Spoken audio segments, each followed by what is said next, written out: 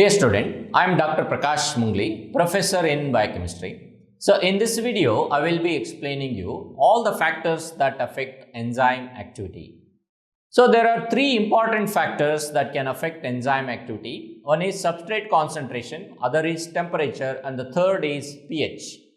Now there are some other factors that can also affect enzyme activity, and that is enzyme concentration itself, product concentration, presence of inhibitors or activators of enzyme, and also availability of coenzymes. Now let's get into what is the effect of substrate concentration on enzyme activity. Now in order to understand the effect of substrate concentration on enzyme activity, we really must consider that enzymes remains constant at all times in our cells, because there is a range for enzyme in our cells. Like when you compare the concentration of enzyme, any particular enzyme that is present in my cells compared to the concentration of enzymes that is present in your cells, so it always remains constant. There is a normal range for every enzyme and it doesn't alter. If there is an example, alanine transaminase enzyme. So the normal range for alanine transaminase is 20 to 40 international unit, and this 20 to 40 international unit doesn't change under any circumstances unless if there is any disorder. Like, so whether we measure alanine transaminase in one person or other person, it should be in the range of 20 to 40 international unit. If there is less than 20 international unit, that's the deficiency of enzyme. If it is more than 40 international unit, it is an excess of an enzyme. These are abnormalities.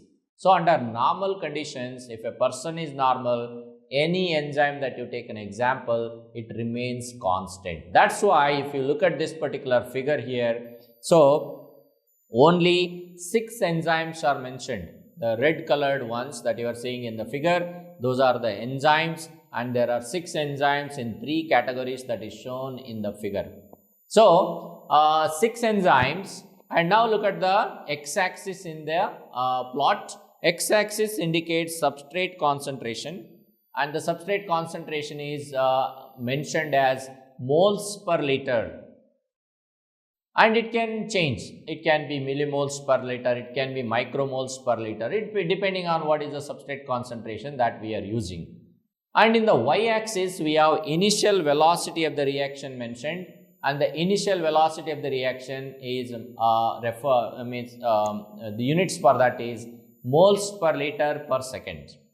Now basically here in this particular graphical representation, product formation is mentioned with the red line. So the red line that is there in the center, it is the product formation. Now let's see in the initial substrate concentration how an enzyme will react. Now in the initial substrate concentration, we have 6 enzymes but only 2 substrates.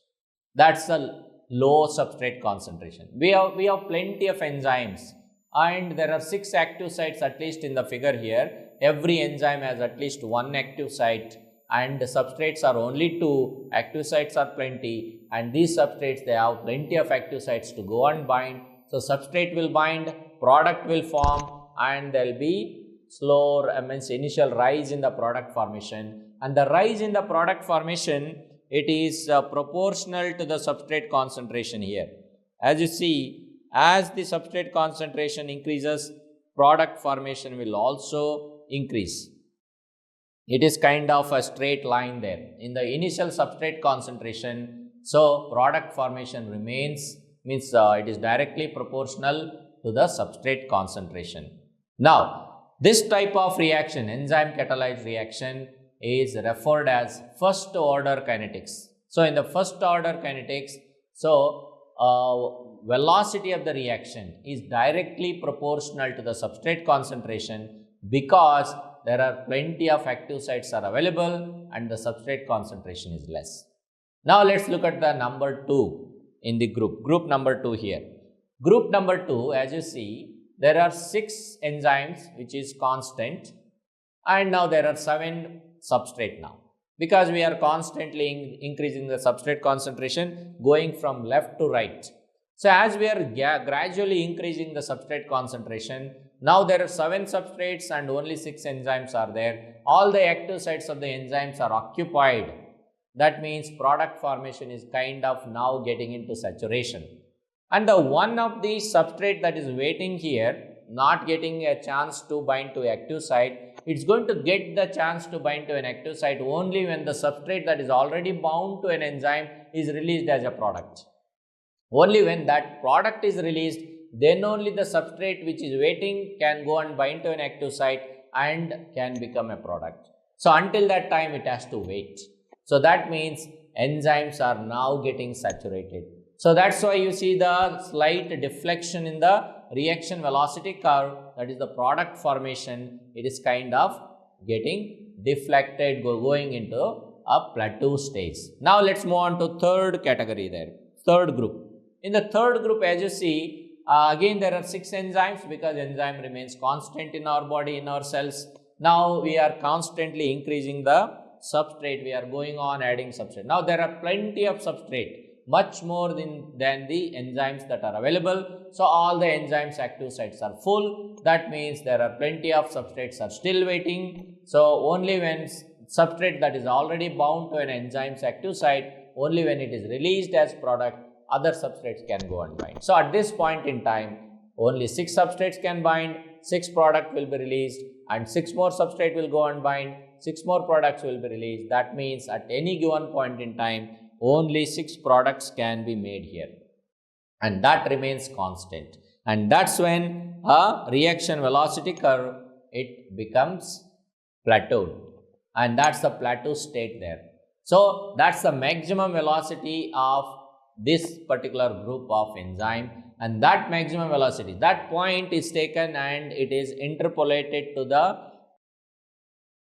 y-axis, and wherever it meets on the y-axis, and that point we refer it as Vmax, and that is the maximum velocity of the reaction. And the Vmax value, it is still moles per liter per second. So that means in an enzyme catalyzed reaction in our body, always we have a constant amount of enzyme. Only thing that changes is the substrate that we are providing to these enzymes. Okay. And for our the purpose of understanding, in our body we will have plenty of enzymes. We will have more than sufficient concentration of enzymes in our cells. Only thing is these enzymes will be waiting for the substrate, and that means since there are plenty of active sites available, less substrate is there, majority of these enzymes will be working at first order kinetics, that is velocity of the reaction is directly proportional to the substrate concentration. So that's where we are most of our enzymes. Some of our enzymes, they will be saturated with the substrate. There will be the concentration of these enzymes will be much lower than the substrate that is available. Majority of time they will be saturated with the substrate, and they will be working at 0 order kinetics. That is the number 3 here in this particular figure is the saturation kinetics, which is also called as 0 order kinetics. And in 0 order kinetics, the velocity of the reaction is independent of the substrate concentration, because you cannot increase the velocity of the reaction unless we increase the enzyme concentration itself, because there are plenty of substrates, only limited enzymes are available. Unless we change the enzyme concentration, we cannot change the product formation, because it is remaining constant, because enzymes are already saturated. Okay, and that is the saturation kinetics here. So most of our body enzymes, they work at first order kinetic, group number 1 in the figure. That means we have plenty of enzymes, less substrate. So enzymes are available plenty, product formation is dependent on the substrate that is available. So reaction velocity is directly proportional there. So very few enzymes in our body, they work at 0 order kinetics, because there will be plenty of substrate and less enzymes available. So they are always saturated, they are working at Vmax, or the maximum capacity. So this is how we can extrapolate the information that is there in this particular graph to what actually goes on in our body. This is what is the understanding that you should have.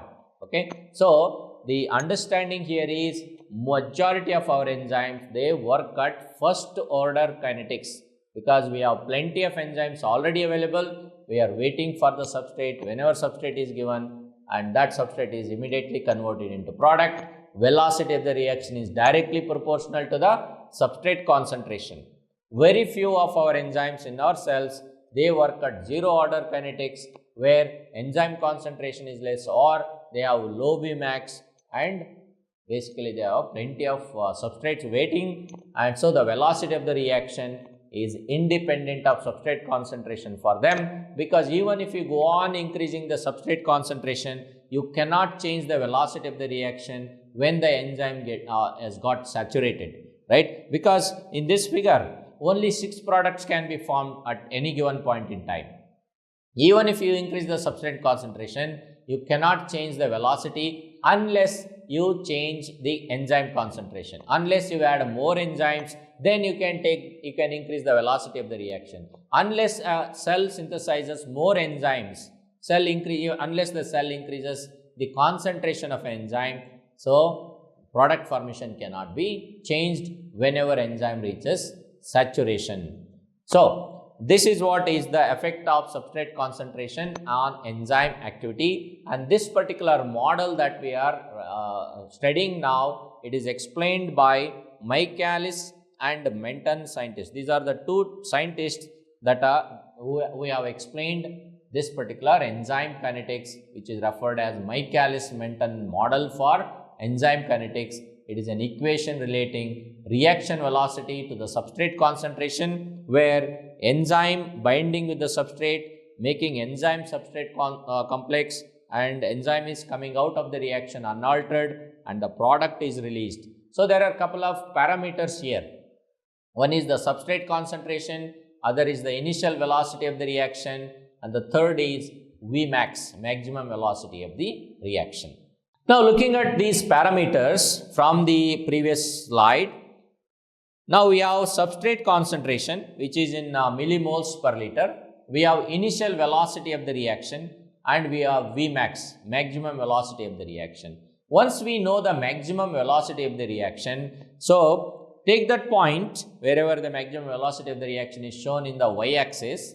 Now take half of that maximum velocity, like half of 50 here, the maximum velocity is 50, half of 50 is 25, right? And take that point in the y-axis and bring that line, that point to the reaction velocity curve, and then drop that point from the reaction velocity curve down to the x-axis.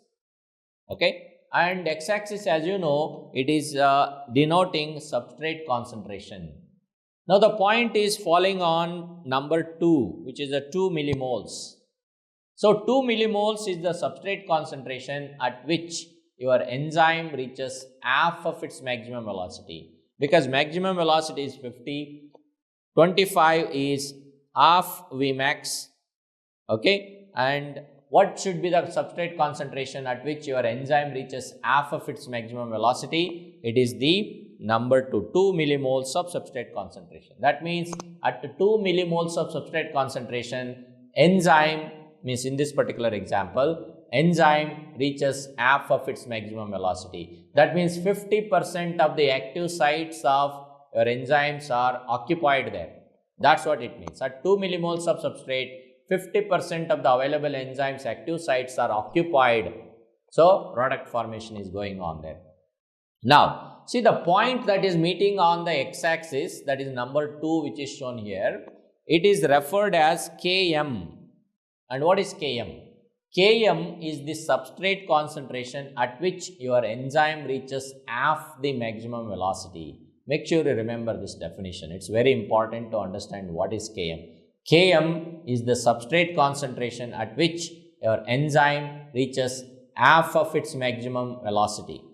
And what is the value for Km? What is the units for Km? Units for Km, it can be millimoles per liter, moles per liter, micromoles per liter, picomoles per liter, whatever is written in the x-axis there. Okay, so Km is simply, it is the substrate concentration. In this example, what is the substrate concentration? It is 2 millimoles is the Km at which enzyme reaches half the maximum velocity, that is 25 moles per mole per second, right? Now, in general, remember how much should be the substrate concentration that takes enzyme to maximum velocity. Now we know substrate concentration that is necessary to take enzyme into its half maximum velocity is the value of Km. So here Km equals to 2 millimoles. That means what? At 2 millimolar concentration, enzyme is going into half of its maximum velocity. It is going into half Vmax. Now the question is, at what substrate concentration enzyme goes into Vmax? Is it a simple arithmetic? Is it a simple doubling? Like if 2 millimoles is the substrate concentration at which your enzyme reaches 25 moles per liter, which is half maximum velocity, at what substrate concentration enzyme reaches 50 moles per liter per second? Is it like 2 doubles into 4, and at 4 millimoles does the enzyme reaches velocity, maximum velocity of 50? Answer is no. Why? Because it is not a simple arithmetic. So in an enzyme catalyzed reaction, you can't simply double Km and say, okay, this is the substrate concentration that will take the enzyme to full maximum velocity. It doesn't work like that. So according to the experiments, it takes Km times minimum amount of substrate concentration that is necessary for enzyme to go into Vmax or to reach Vmax is Km times. So the amount of substrate that is necessary for enzyme to reach full maximum velocity is Km times 5. Okay, that is the minimum amount of substrate that is necessary for an enzyme to go into Vmax. So you got to remember that it is Km times 5. Example here, so Km equals to 2, right? Which is taking it into half maximum velocity, that is 25 per mole per second. Now, what should be the substrate concentration at which your enzyme goes into full velocity, like Vmax? It is Km times 5 means Km is 2 in this example, times 5, it is 10. So 10 millimoles. So at 10 millimolar substrate concentration, your enzyme reaches Vmax. And that's why you can see, at least in this example, so at 10 millimoles, it is reaching maximum velocity. And make sure you remember that point. So Km is the substrate concentration at which enzyme reaches half the maximum velocity, and the substrate concentration that will take enzyme into Vmax is Km times 5. Okay, now we have certain parameters here. Substrate concentration is there. We have certain parameters, that is substrate concentration is there, Km is there, Vi initial velocity is there, and Vmax is there. So all these parameters are brought together by Michaelis and Menten and given an equation. And what is the Michaelis-Menten equation? Michaelis-Menten equation is, so Michaelis and Menten has brought all these parameters together and given an equation. So what is the Michaelis-Menten equation? It is initial velocity equals to Vmax times substrate concentration over Km plus substrate concentration. So make sure you remember this particular equation, and it is necessary that you must remember this equation, because there will be questions using this particular equation. Because whenever we provide value of Vmax, value of substrate concentration, value for Km, so if the question is asked what is the initial velocity of the reaction, we can simply substitute the values and get that number. Only thing is, we should memorize the equation, we should remember the equation, that is Vmax into substrate concentration over Km plus substrate concentration. Okay, so and Michaelis-Menten equation, it works only for simple enzymes. Simple enzymes having a single subunit, they will follow Michaelis-Menten equation. And allosteric enzymes having a multiple subunits, they do not follow Michaelis-Menten equation. Remember that. 𝐒𝐫𝐢𝐚 equation is only for simple enzymes.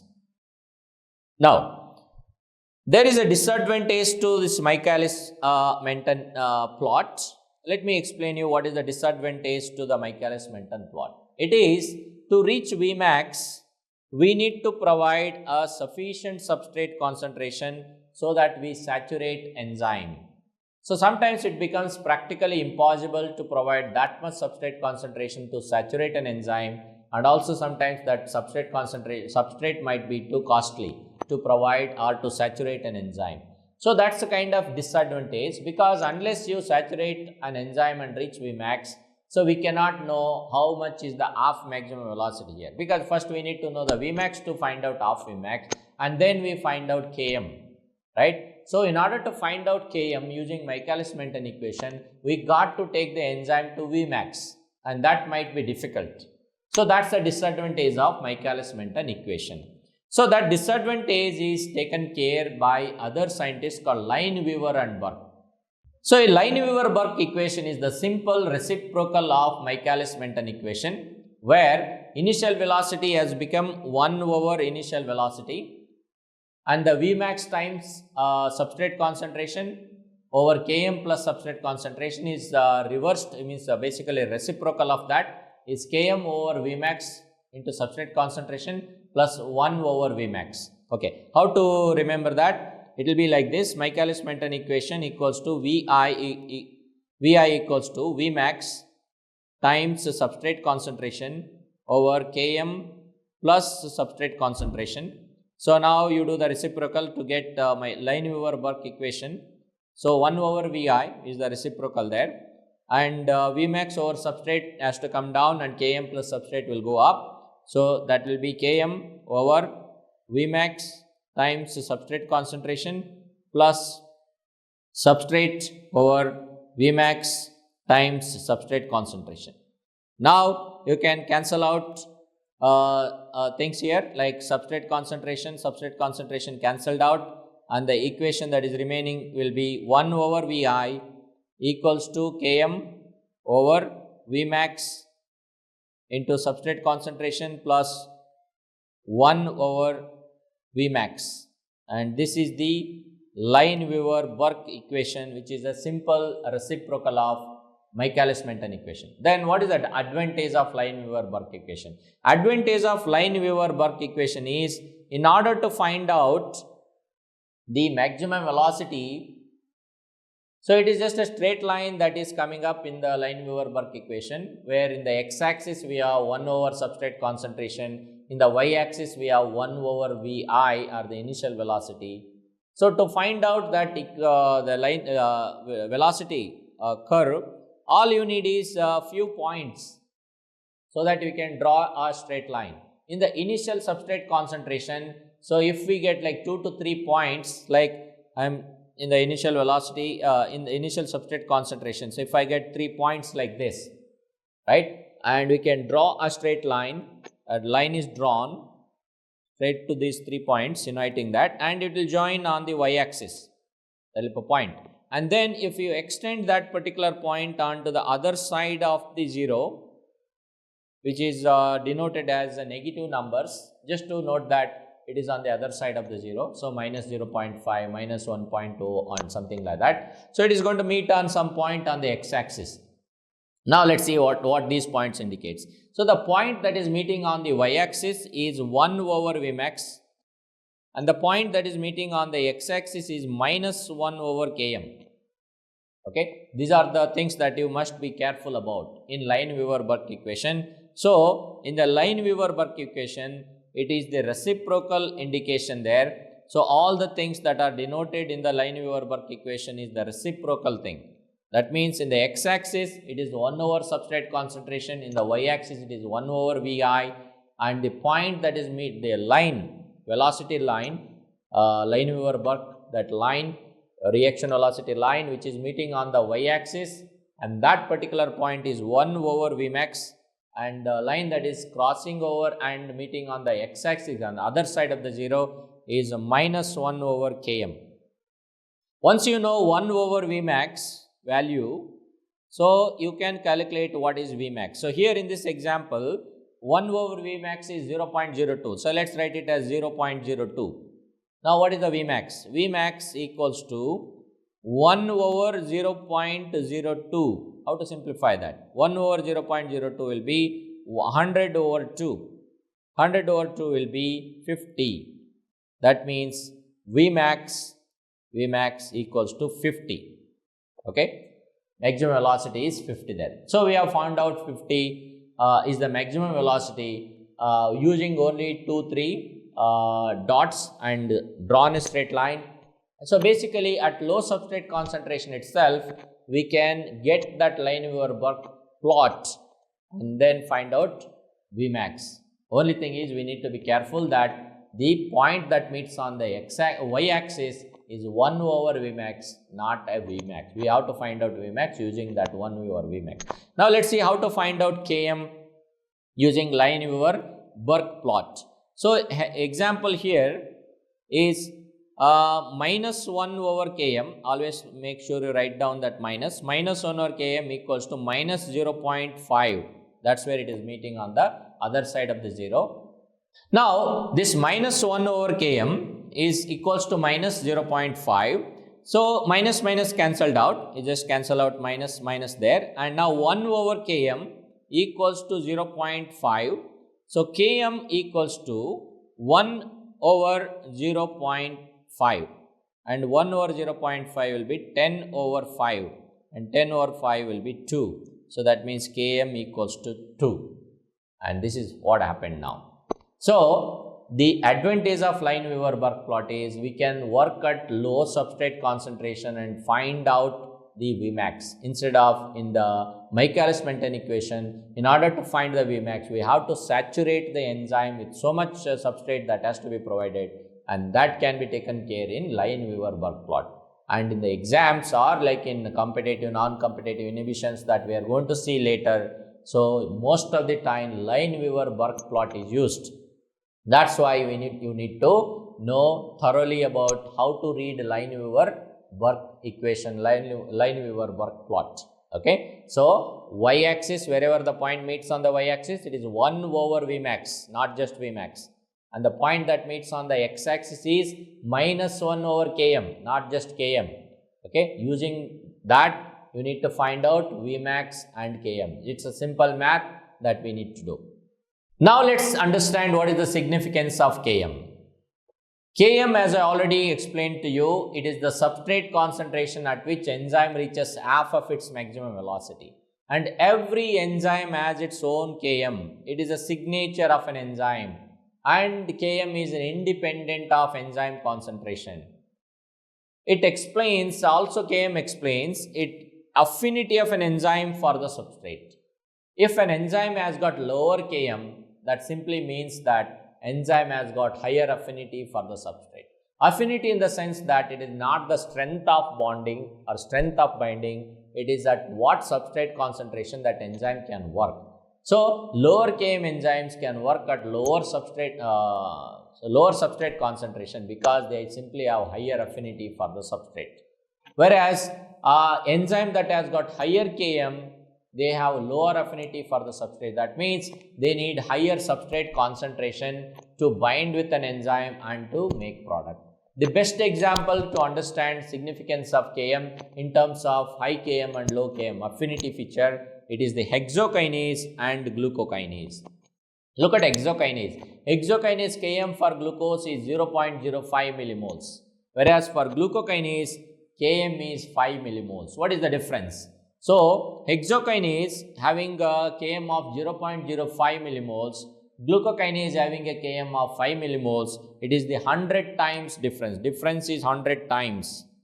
That means glucokinase, it needs 100 times more glucose concentration to reach its half maximum velocity, because these are Km values. Km for glucokinase is 5 millimoles. For glucokinase, Km is 5 millimoles. That means at 5 millimoles of glucose, it reaches half maximum velocity. That's what it means. Km is, it is the substrate concentration at which enzyme reaches half the maximum velocity. At 5 millimoles of glucose, glucokinase reaches its half maximum velocity. And similarly for hexokinase Km is 0.05 millimoles. At 0.05 millimoles, it reaches half maximum velocity. That is for hexokinase. So that means hexokinase has got low Km. It means it has got higher affinity for glucose, and that means hexokinase work at low substrate concentration. Whereas for the same glucokinase, it needs 100 times more glucose concentration than hexokinase, because it needs 5 millimoles instead of 0.05 millimoles to reach its half maximum velocity. Okay. Now, since we know the Km for hexokinase or glucokinase to reach half maximum velocity, we can also know how much is the substrate concentration that is necessary for hexokinase or glucokinase to reach Vmax. So, what is that? If you know the Km for hexokinase, which is 0.05, or glucokinase is 5 millimoles. Let's take an example of glucokinase, which is 5 millimoles. Km for glucokinase is 5 millimoles. So what is the substrate concentration that is necessary for glucokinase to reach Vmax? So what is the answer? It is Km times 5.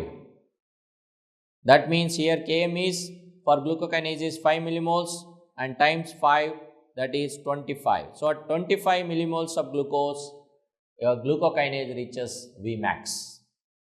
Okay, and that's how we can use the Km value to know what is the affinity of an enzyme for the substrate, and also if you know the Km value, you know how much is the substrate that is necessary to reach half the maximum velocity, and also how much is the substrate that is required to reach maximum velocity. That's the significance of Km. Now, let's look at order of reaction.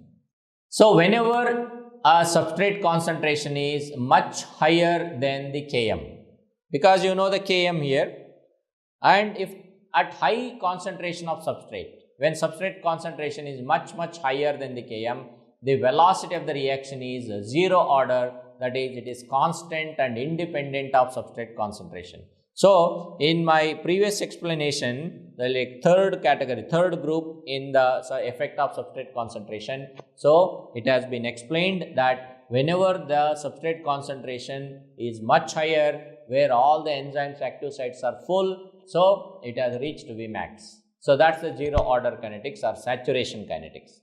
At low substrate concentration, when the substrate concentration is much less than the Km, means on the left side of the Km. So, at low substrate concentration, velocity of the reaction is directly proportional to the substrate concentration, and that is referred as first order kinetics. And majority of our enzymes in the body, they are in first order kinetics. Remember that point. So, in this slide, I have given what is first order kinetics and what is zero order kinetics. So, when the substrate concentration is much less than the Km, velocity of the reaction is approximately proportional to the substrate concentration.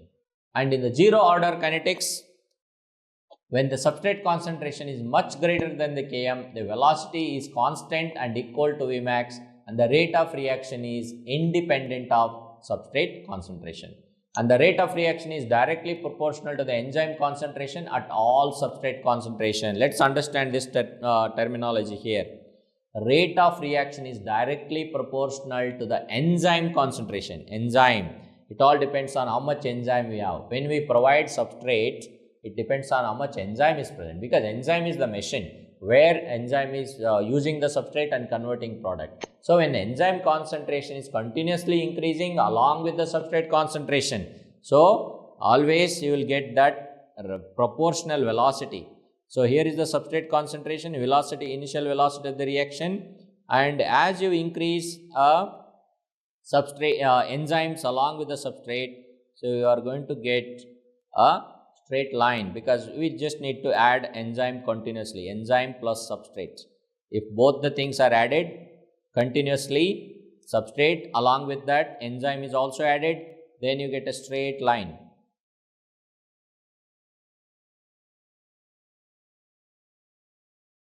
Get a straight line like this. Okay. And that's what is the meaning. Rate of reaction is directly proportional to the enzyme concentration at all substrate concentration. Now let's look at effect of temperature. Now every enzyme has got its optimum temperature, but human enzymes, optimum temperature for human enzymes is 37 degrees centigrade. So on either side of this 37 degrees centigrade, so enzyme velocity can go down.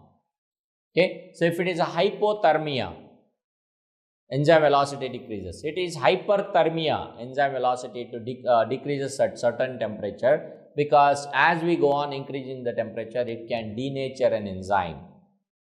So optimum temperature for human enzymes is 37 degrees centigrade, and we are going to maintain that. So because we are isothermic animals, isothermic means we maintain a constant body temperature, and that's how we have been designed, and the 37 degrees centigrade is maintained by our metabolic reactions and most importantly the electron transport chain that is running in our body. Now the increase in the temperature increases the rate of both non-enzymatic and enzymatic reactions, and we are going to get that bell-shaped curve where the optimum temperature for most of the human enzyme is around 37 degrees centigrade. Of course, the range can be 35 to 40 degrees centigrade. So human enzymes start to denature whenever the temperature goes beyond 40 degrees centigrade. And also when we increase the temperature, say coming from 30 degree to 40 degree, or say from 20 degree to 30 degree, 30 degree to 40 degree. So rate of most biological processes, typically they will double for every 10 degree rise in the temperature. And that's what is referred as Q10 equals to 2. Now let's move on to see what is the effect of pH on enzyme activity. So different enzymes, they have got their optimum pH because their 3D structure, like three-dimensional structure of these proteins can vary, and the kind of amino acids that are present in the active site of these enzymes can vary. So depending on that, their pH optimum can vary, because there is a relationship between pH and pKa. Whenever pH is less than pKa, so the groups which are present in amino acids will undergo protonation. Whenever pH is more than pKa, the groups present in the amino acids can undergo deprotonation. So that kind of protonation and deprotonation will be going on, and that will alter the enzyme's action. How the enzyme catalyzes, that kind of things can be altered based on the changes in the pH. So that's what is the effect of pH here, because the ionization status of enzymes can change. As you see here in the figure, pepsin, which is active in acidic pH, so it is pH optimum is around 2, whereas salivary alpha amylase pH optimum is around 6. Alkaline phosphatase, as the name says, pH optimum is around 9. So like this, different enzymes, they have their own different pH needs, and that is according to what is their ionization status in the active site of the certain critical amino acids present there.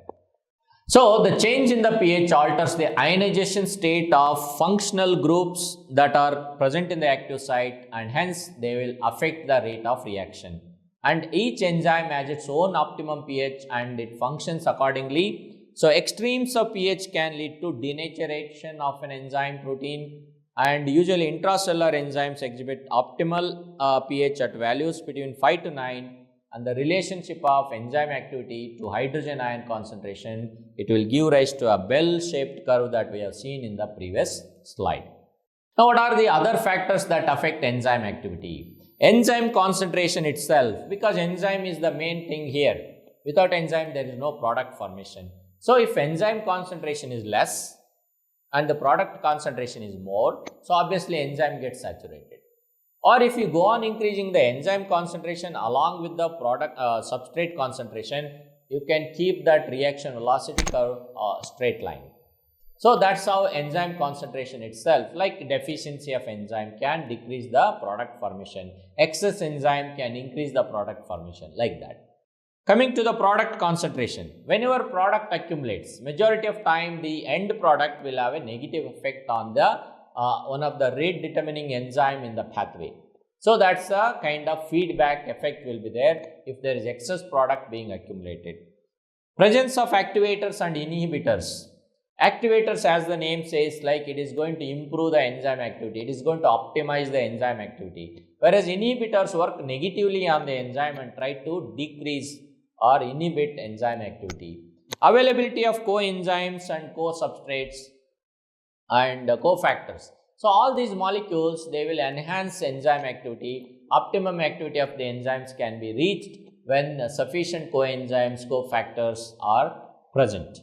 So these are other factors that affect enzyme activity. So that's about the factors that affect enzyme activity. So in this particular chapter, so we have seen the effect of substrate concentration mainly, where we have seen Michaelis-Menten equation, Lane-Weaver-Burke plot, simple enzymes follow Michaelis-Menten equation. We can use the Michaelis-Menten equation to calculate initial velocity, and then we have seen how, so what is the Km, what is the Vmax, and all the understanding of the Km, what is the importance of Km, and then we have seen what is the effect of temperature, what is the effect of pH on enzyme activity. That's all about this particular lecture. Thank you so much.